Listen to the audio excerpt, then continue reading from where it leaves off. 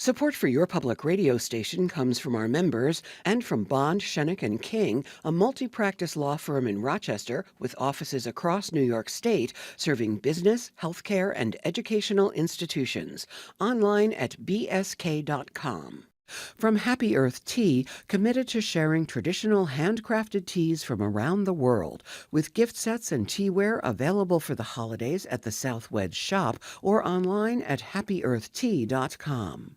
And Eastman presents welcoming Bella Fleck and the Flecktones Jingle All the Way, a reunion tour featuring songs from the group's catalog, along with a selection of jazz-infused holiday classics, Thursday, December 11th at Kodak Hall. Tickets online at eastmantheater.org.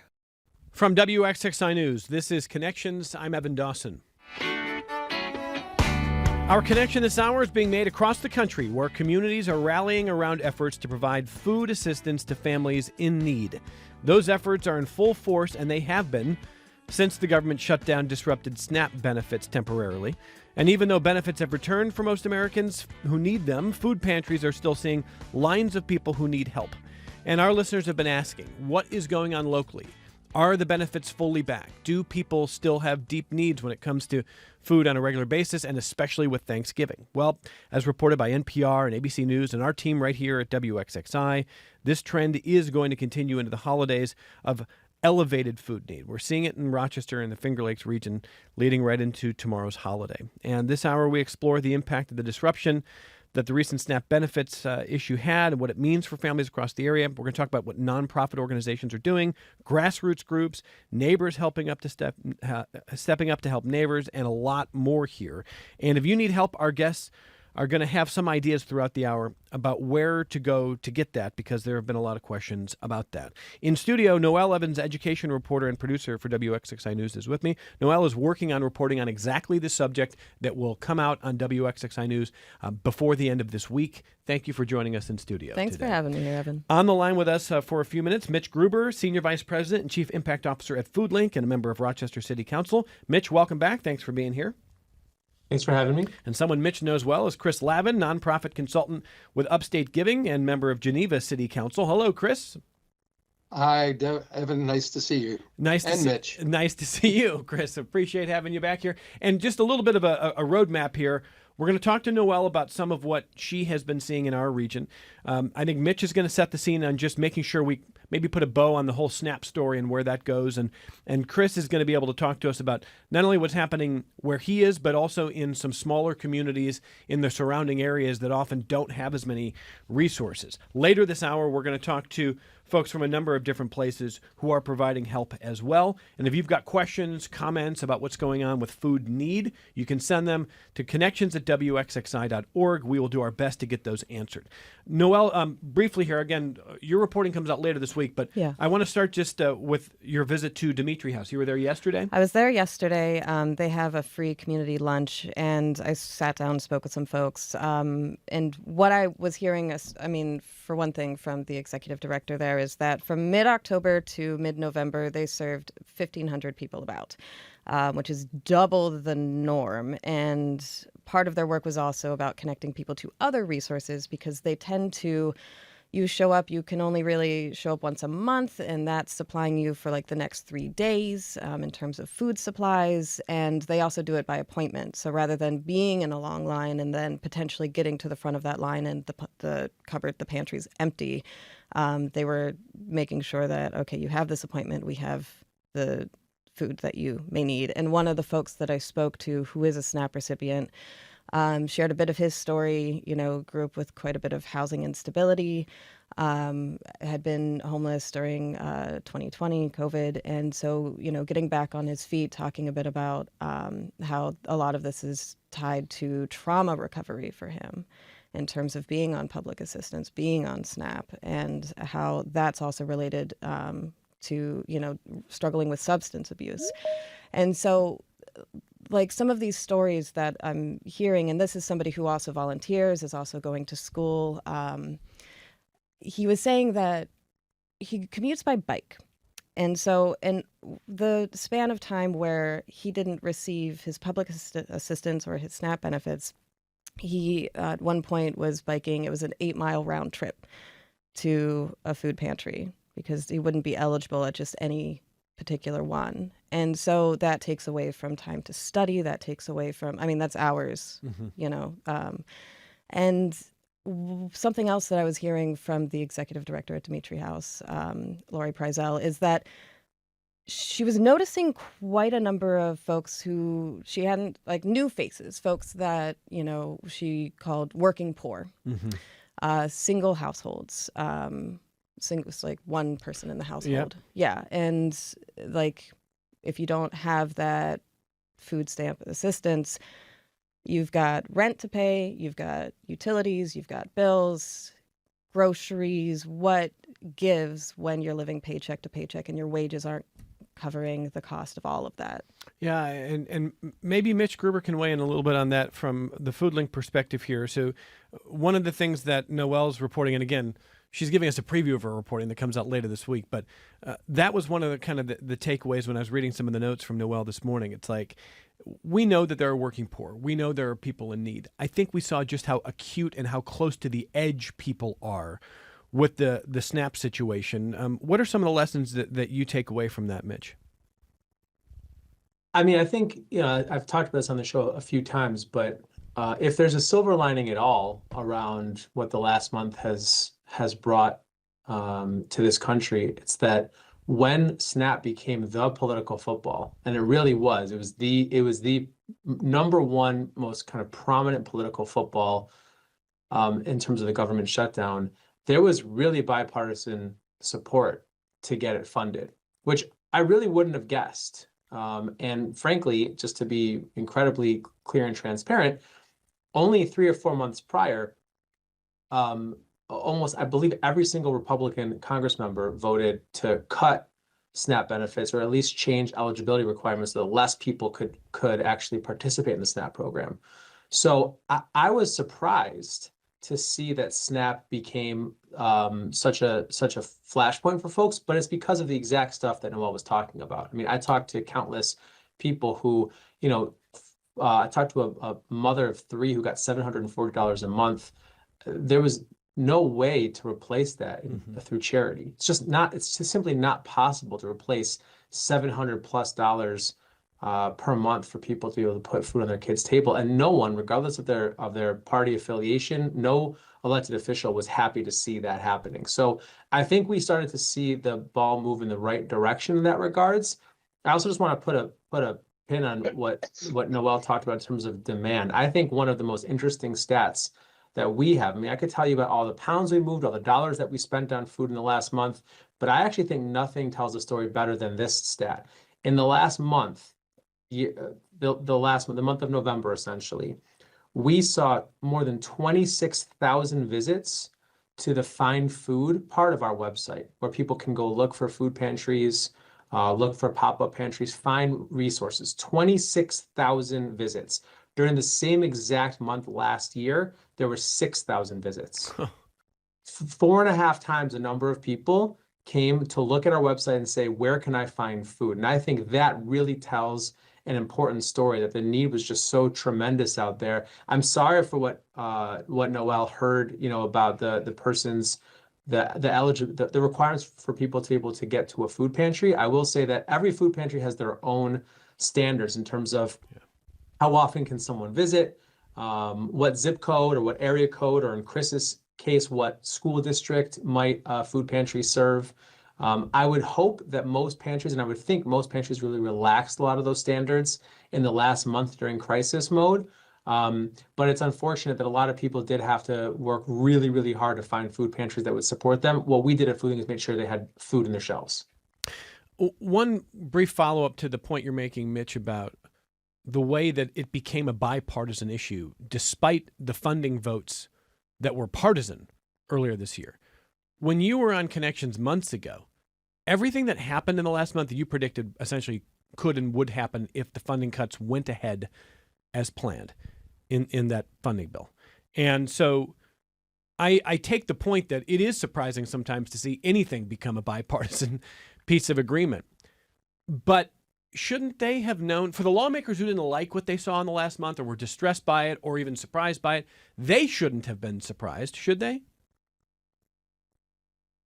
Again, I don't know that anyone knew what the political football was going to be when it came to the government shutdown. It could have been a number of things. I think a lot of people actually predicted that it was going to end up being, air traffic control and Yeah. flights here and there and back, or people thought at one point it was going to be paid for the military and other federal employees.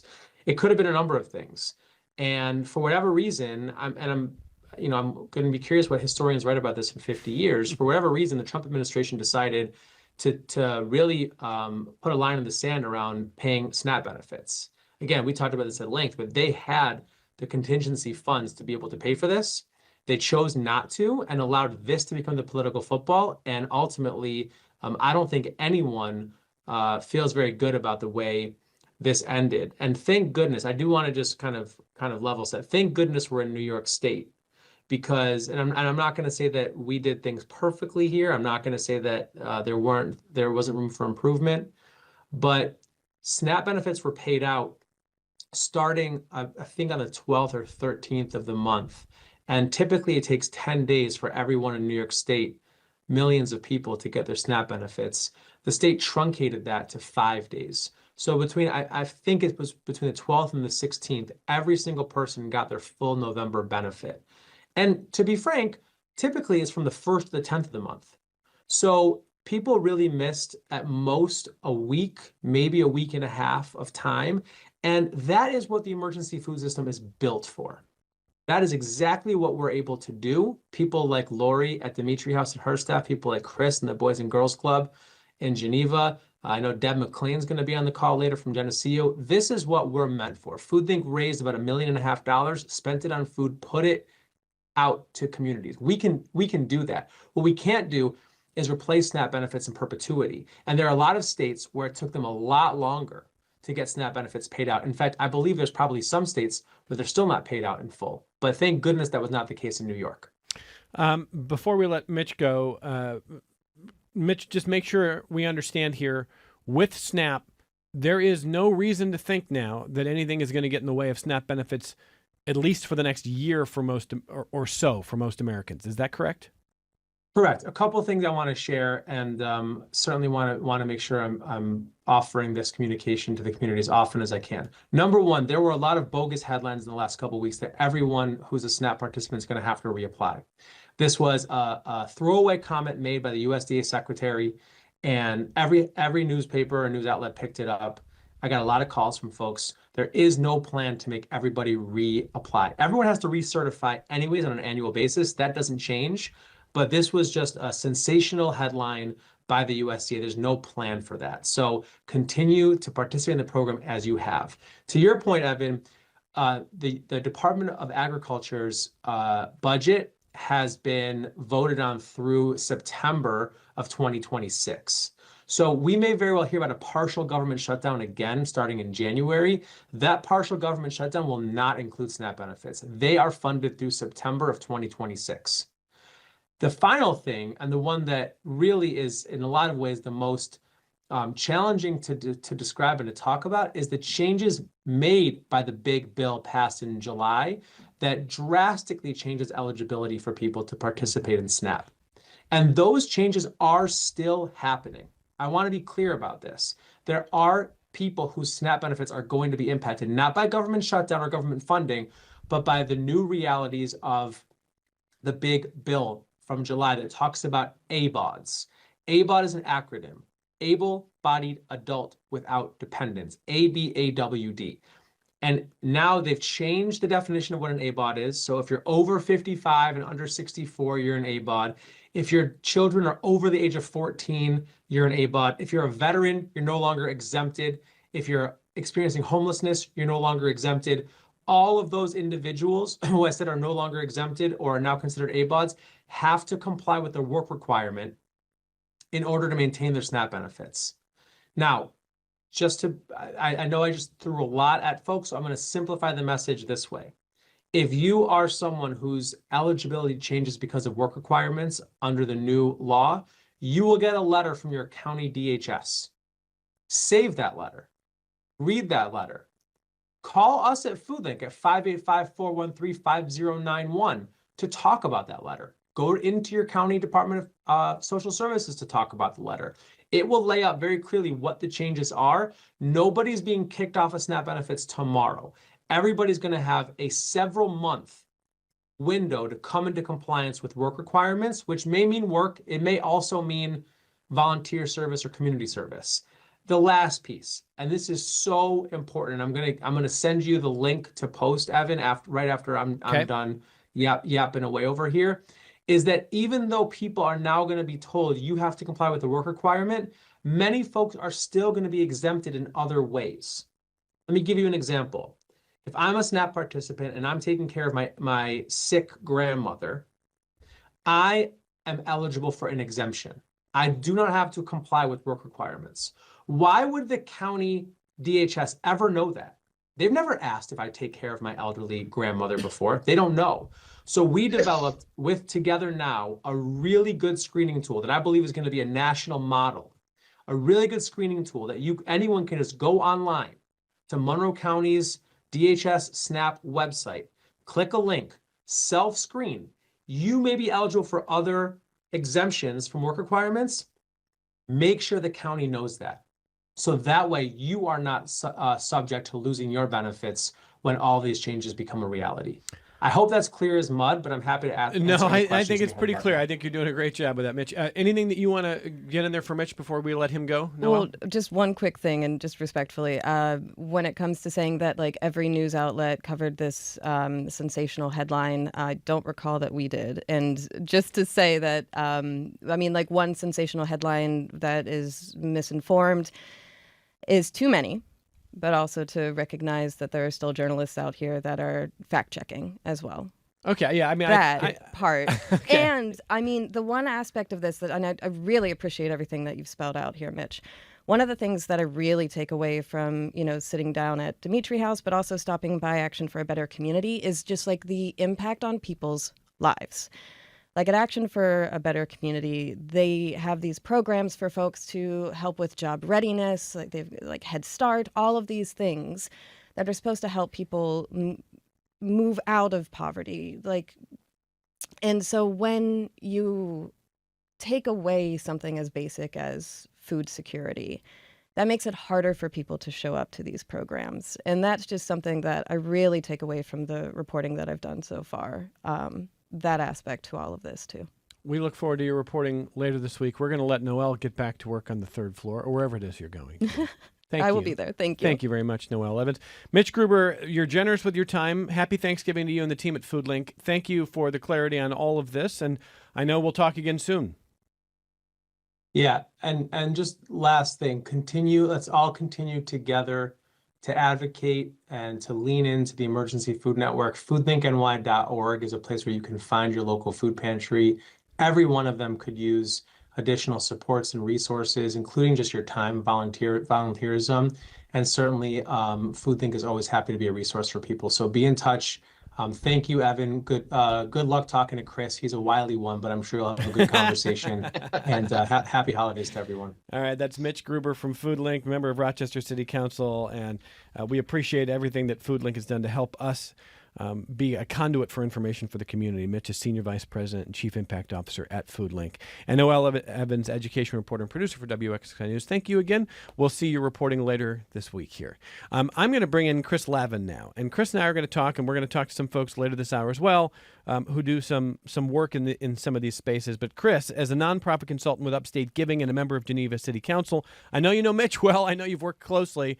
Can you set the 30,000-foot view from the towns, the counties, the areas that you serve for just how acute this problem has been, especially during the shutdown and during the SNAP confusion? Sure. We're heading into a holiday, so let me try and be not a nattering nabob of negativism, but let me give you a couple of things that warmed my heart the last couple of days as we looked into what Noel's reporting on. There's been a unification of people because of the SNAP attack about the work that's being done. Churches that have doubled the number of meals they're giving out at the holiday season here, food pantries like the Boys and Girls Club and the Center of Concern in Geneva, places down into Livingston County, Penn Yan, over in Seneca County, that are all seeing about a 25% increase in donations, as well as the interest from the public.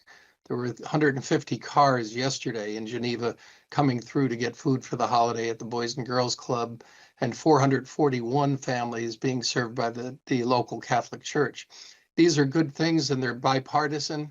They're people that are clearly on the other side of the political divide. There's a little bar in Geneva called the Cedar Inn, which has 225 Thanksgiving meals being delivered from what's a very conservative kind of Irish Notre Dame fan bar that doesn't, that has differences among some of the people in Geneva politically, but they're all pitching in. Those are good things. But I also want to say that in my survey of what's happening out in the countryside where I do some of my work, these efforts they're not really related so much to the SNAP. The efforts were underway a long time before because of the food insecurity that was there. In some ways, we can credit the Great Orange one for having brought some attention to the great deficit in incomes between people that led to seniors having to choose between drugs they need to keep their life going and food that they need to keep their life going. And those things have been underway in places like Geneva, Dansville, Penn Yan, out into Seneca County for some time now. And this has all thrust us all together much more closely. I don't want to be seen as a blind supporter of but FoodLink is an amazing organization. It's seen as a Rochester-based place, but its tentacles go out into the region. And I think this crisis has made people understand that this is not a Rochester organization. This is a regional organization that's doing so much good to put food pressure into homes. And it's the SNAP issue doesn't make the problems go away. It just puts us back to where we were before, which was trying to end food insecurity in the Finger Lakes region, from Rochester all the way down to Dansville, from Seneca County all the way over to Livingston County. Chris, when I think about the impact of a number of different things happening at the federal level, we focus sometimes, or sometimes I get my head stuck in Rochester. We're a big region. We want to cover every town, every county, every part of it. That's a lot of the work that you do, certainly. And when we look at, for example, healthcare, the possible closure of rural hospitals, when we talk about different services going away, we had a conversation recently on this program about volunteer emergency services in places like Branchport Keuka Park, where they've got a really robust department of volunteers who do amazing work, but a lot of departments are shrinking and they're losing volunteers. And so in general, can you just set a little bit of the scene of the feeling in more rural places where it might get more desperate before it gets desperate elsewhere, and the way that, I mean, I don't know how you mitigate some of this. I think Mitch said you can't volunteer all of the problem away here. You can't triage this forever if there's closures, if organizations can't do what they need to do. So, I mean, how do you see maybe the rural versus, I don't mean to say rural versus urban, but some of those dynamics there? Yeah, I don't think that the distinction of rural and urban and rural and urban really mean as much anymore. I receive care at Strong Memorial Hospital. I drive in from Geneva. People come from Penn Yan to Rochester for medical care. Mm-hmm. Boys Hospital down in Dansville is staffed and operated by Strong. We're becoming a regionalized service operation in many, many different facets, not just food, not just medical. And we have to get past the idea that somehow we're not all in this together. And food is just a wonderful thing, though, because when you put food into somebody's house, you're not only getting the benefit of saving them on the purchase of their own food, but we're giving them good, healthy food, which is a double whammy. And frankly, it's an expression of love and support that is more intimate and more meaningful than a check in the mail usually is. So it's we have to, and this is before the SNAP can't be replaced. Neither can the money that and food that comes to a place like FoodLink from the federal government. Those things need to be part of the expression of the common weal of America. But the things that are happening at a more intimate level, the church that adds 200 more meals a week and also opens up a food pantry for Saturday when there is no one open in town, those things are beyond just the food. They are the kind of human-to-human connection that I think really is missing in a lot of the social services these days. It's not just give me how much money can I get, but how do we have the care, engagement, and understanding of each other's lives in a way that can start to address some of the things Noel was talking about, which is that we're trying to not just put food on your table, we're trying to put spirit in your heart, opportunity, a little bit more accessible. Junior colleges, I think, are again another untapped asset for reaching out to the kinds of work that we need to do with people in the region. The politicians need to get over the idea that they're only responsible for the people within their district. The people of Geneva that work at Hobart and William Smith Colleges live in Ithaca, they live in Rochester, they live in Clifton Springs. We are a regional economy in many ways. We need to look at police and fire and look at how we're delivering services so that things like food, medicine, family life.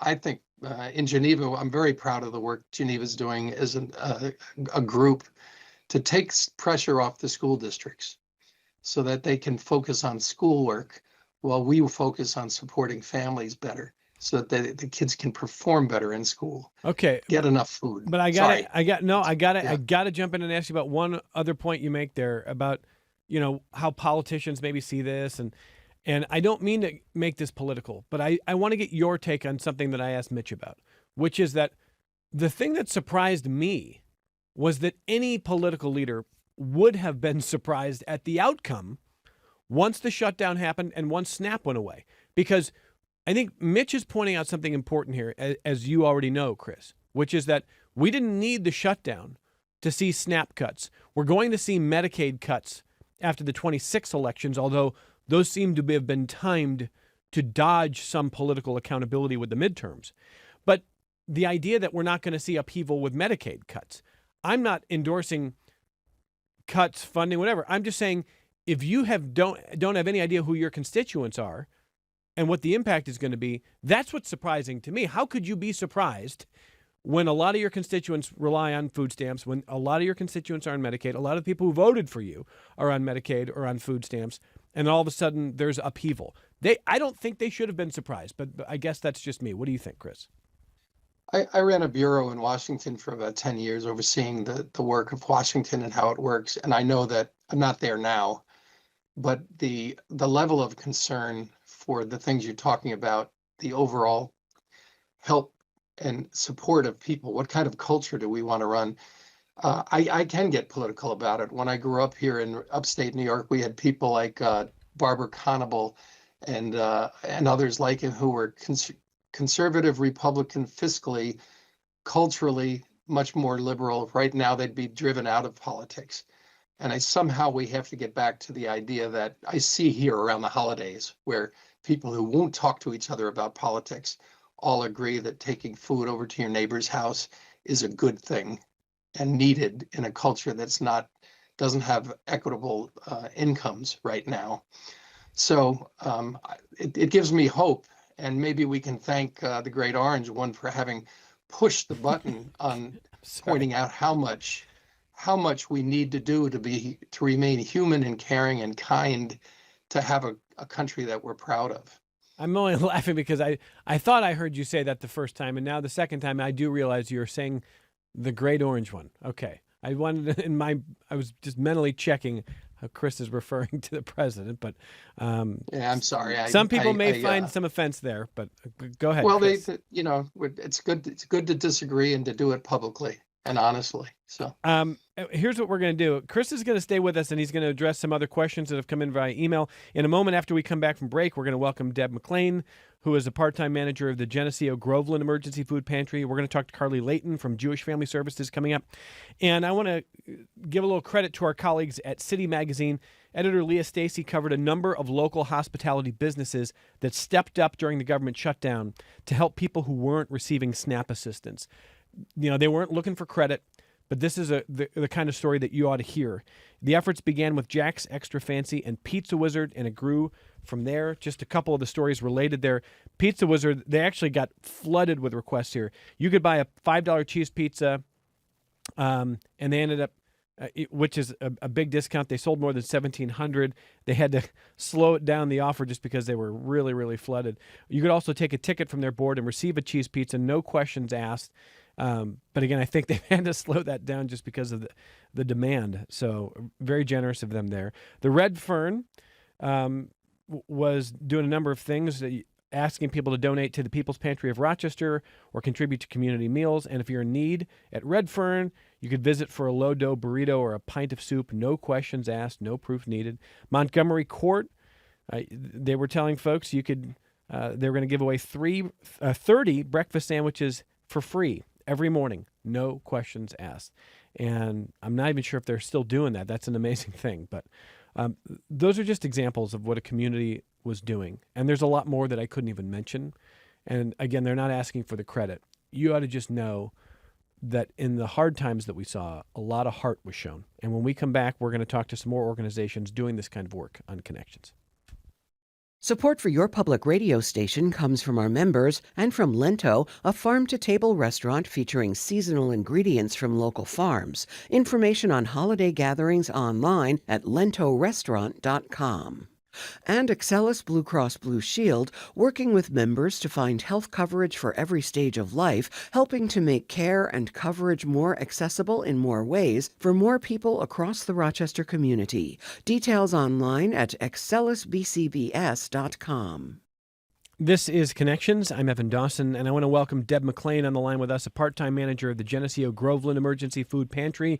Hi, Deb. Welcome. How are you? I'm good, thanks. How are you? Very good. We're just going to grab you for a few minutes. I know it's a busy week for you, always is. Why don't you tell us a little bit about what you guys do and what you have seen really in the last month plus with the shutdown, with questions about food insecurity, et cetera? So we're a food pantry in Geneseo. We're open 3 days a week, Tuesdays and Thursdays from 10 to 2 and Wednesdays from 4 to 6:30. And we serve primarily residents of the Geneseo School District. We've been seeing slowly over the summer and into October was one of our busiest months. We've been seeing a gradual and steady increase in the number of clients that visit the pantry. And on November, the last week of October into the first week of November was very crazy. We were anticipating a surge in demand as the SNAP benefits were delayed. So we actually changed our distribution model from a client choice model to a prepackaged box so that we could serve as many families as possible. And we saw an uptick of, I want to say 200% on that first Tuesday that we were open in November. Wow. And what is this week typically like for you? What is it like now the day before Thanksgiving? Well, we're actually closed today. Okay. Yesterday was our last day before Thanksgiving. We did a big Thanksgiving dinner distribution on Saturday where we have a combination of delivery to folks who request it or pick up at the pantry. And then in anticipation of surge in demand because of the SNAP attack, I saw that, I like that. We did an additional distribution yesterday. So we put out an appeal for Thanksgiving dinner fixings, and we have a local business establishment that donated turkeys to us. So we were able to help more families yesterday than we typically would because they normally wouldn't have signed up for our holiday program because they didn't need the assistance.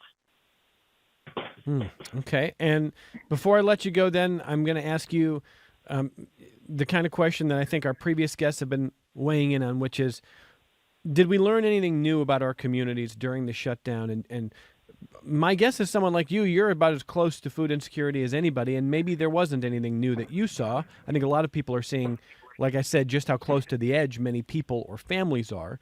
Was there anything that you saw that surprised you, or anything that you think should get our attention when it comes to food insecurity, Deb? Well, first of all, the community of Geneseo stepped up in a huge way since the beginning of November. The food, every day, just food rolls in. The donations have been rolling in.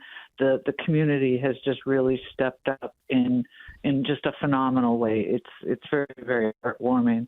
But we've also saw people come in who, they tend to make SNAP work for them, and they, live within their SNAP budget, that had to come use the food pantry for the first time because they didn't have any SNAP.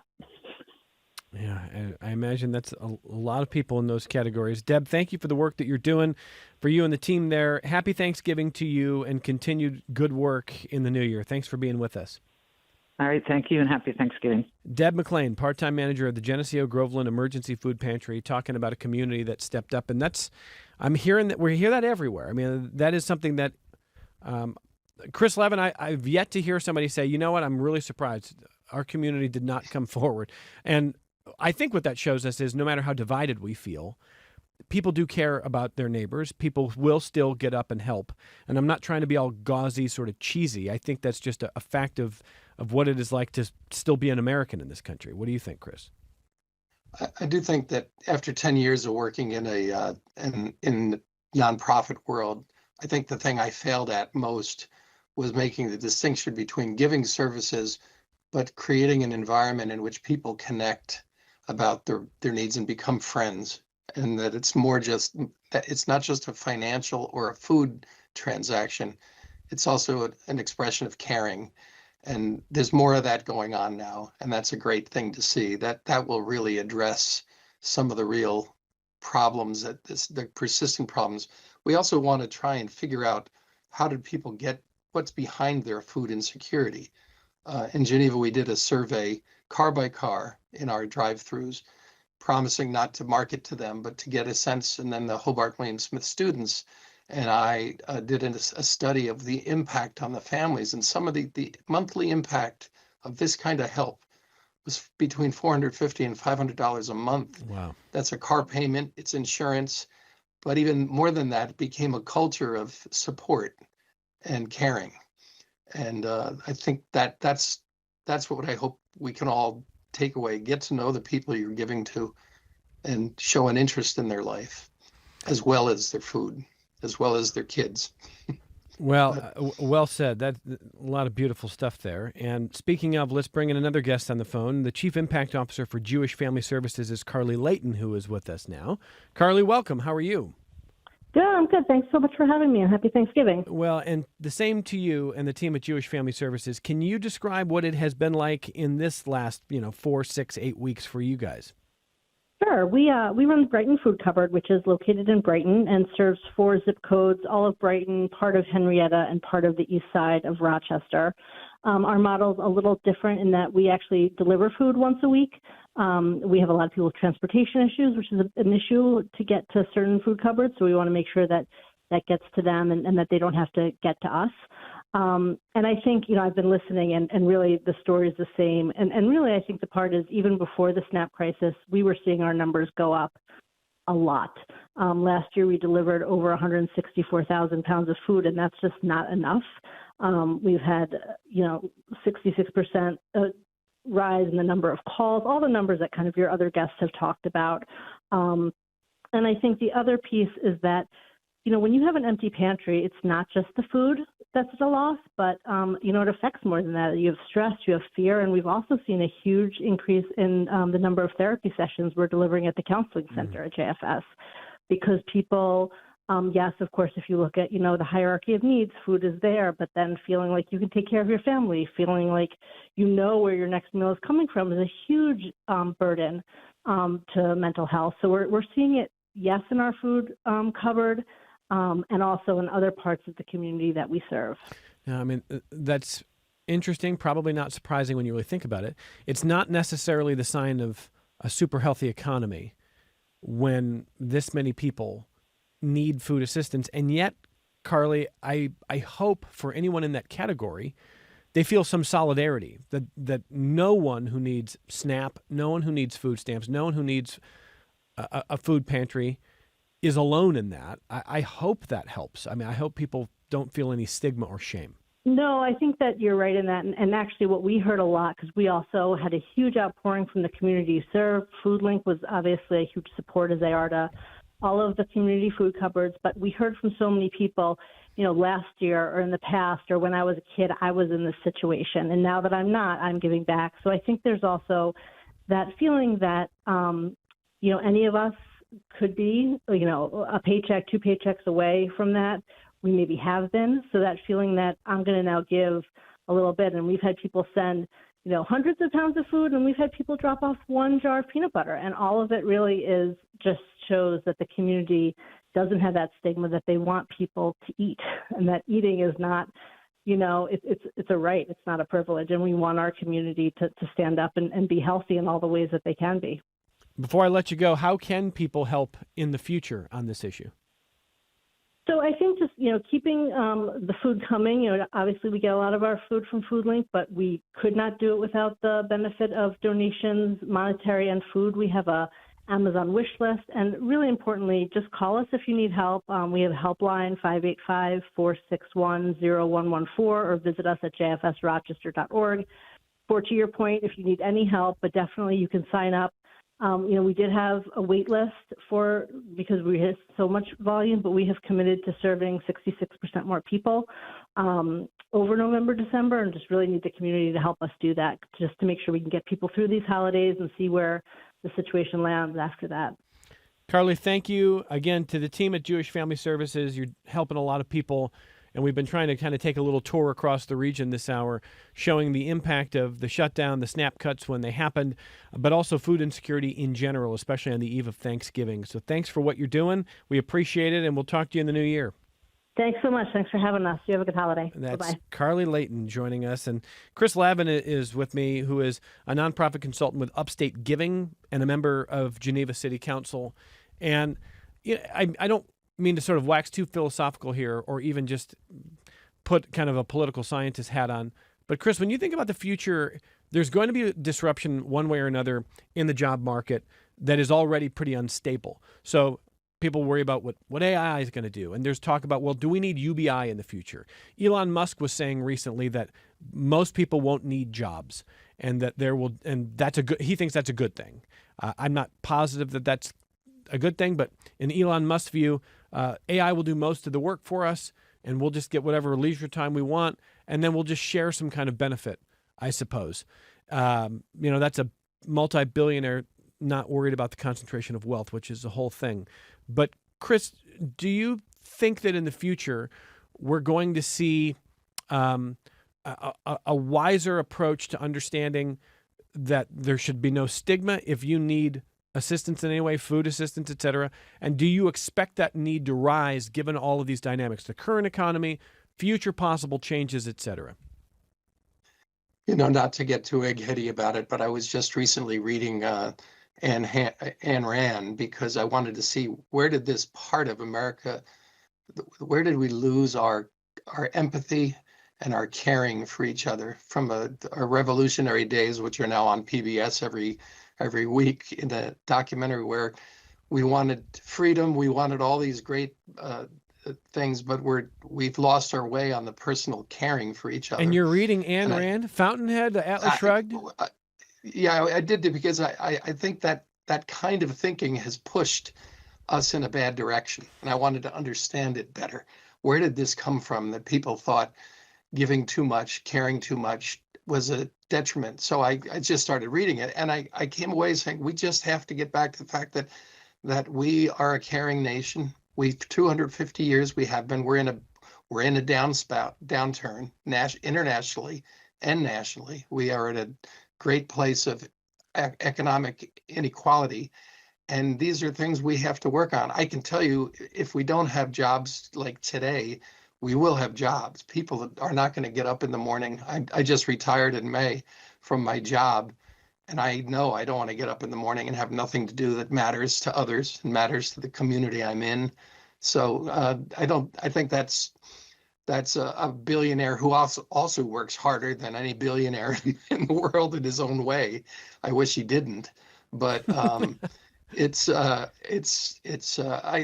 just think we're missing the personal contact, even in these efforts to help each other now. We see them around holidays or around crises, but I think we should cook dinner for the old man next door who's probably not cooking as often or as well from time to time. Leave him food, even if it goes a wanting. You're expressing a concern for each other, and food is a great way to do it. I'm going to make this a dial-in financial show. I'm announcing today I'm going to donate $500 to FoodLink to help through this, because that 500 will pulse through the community into thousands over the next few months. So join me in doing that. Let me read an email from Paul in Brighton, who says, your panel has good information as usual. My question is, how does the information regarding SNAP and or related programs get to the population most likely to need those services? What do you think, Chris? I've been, again, it's not all about me, but I was a journalist for 40 years, and then I became an elected official. And I've been pulling my hair out for months now as to whether I could do more good for the community by doing journalism than being on a fragmented council. And I think that's another missing piece of the puzzle here is facts, figures, and understanding that leads to empathy and caring.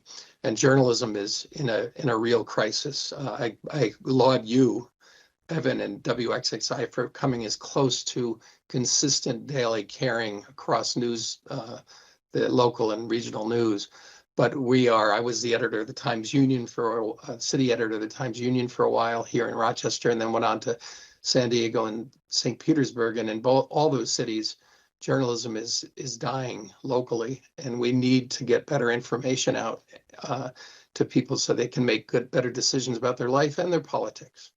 Well, and maybe as we get ready to wrap here, maybe that's an important tangent that is related here. We obviously believe very strongly, as you say, of the need for community-minded, outstanding journalism, professional, hardworking, and local.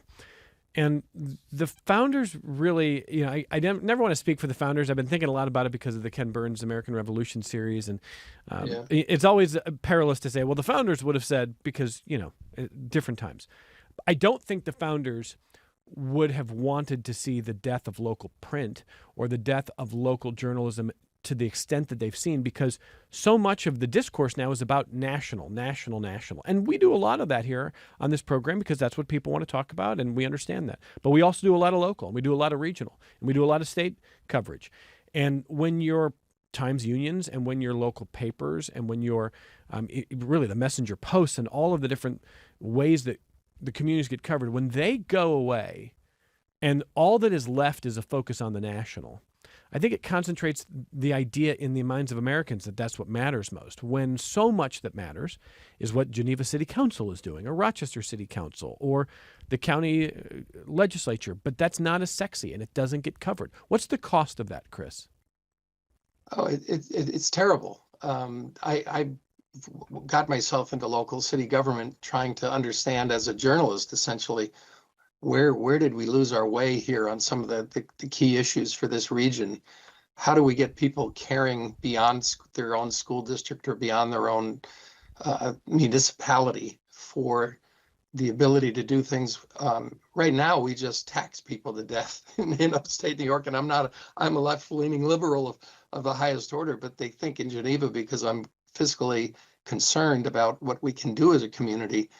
But there's no journalism to really let the local people explain, understand what they're doing, what their elected officials are doing, what their the cost of living is doing to seniors, to the poor.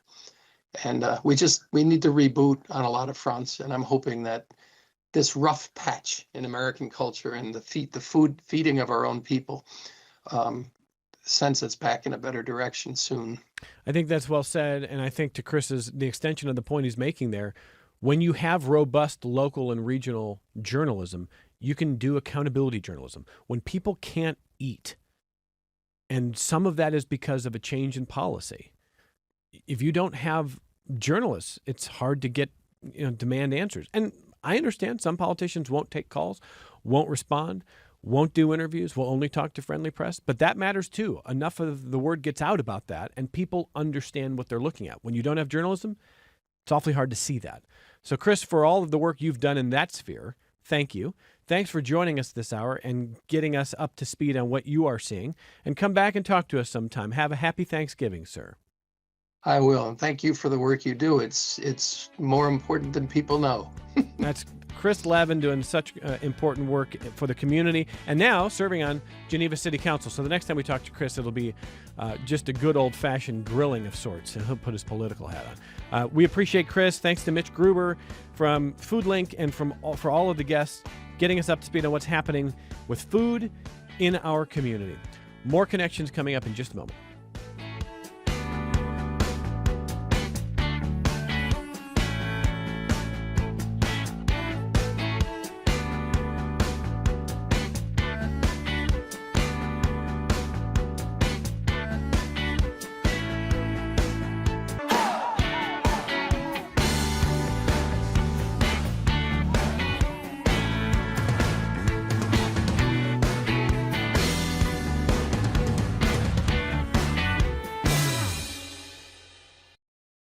This program is a production of WXXI Public Radio.